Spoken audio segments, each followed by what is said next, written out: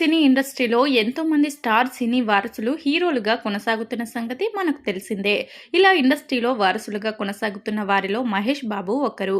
Super star Krishna వారసుడిగా మహేష్ బాబు బాలనటుడిగా ఇండస్ట్రీలోకి అడుగుపెట్టి ప్రస్తుతం హీరోగా వరుస సినిమాలలో నటిస్తూ ప్రేక్షకులను మెప్పిస్తున్నారు.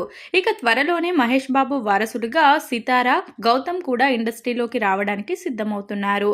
ఇక మహేష్ బాబు కుమారుడు గౌతమ్ ఇదివరకే మహేష్ నటించిన వన్ నేనొక్కడినే సినిమాలో చిన్నప్పటి మహేష్ బాబు పాత్రలో నటించి మెప్పించారు.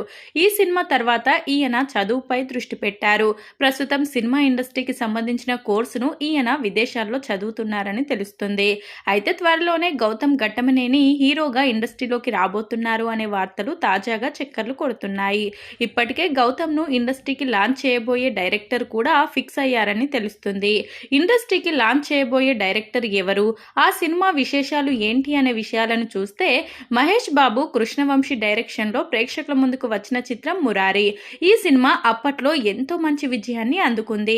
తాజాగా మహేష్ పుట్టినరోజు సందర్భంగా ఈ సినిమాని తిరిగి విడుదల చేయగా ఎంతో అద్భుతమైన ఆదరణ వచ్చింది.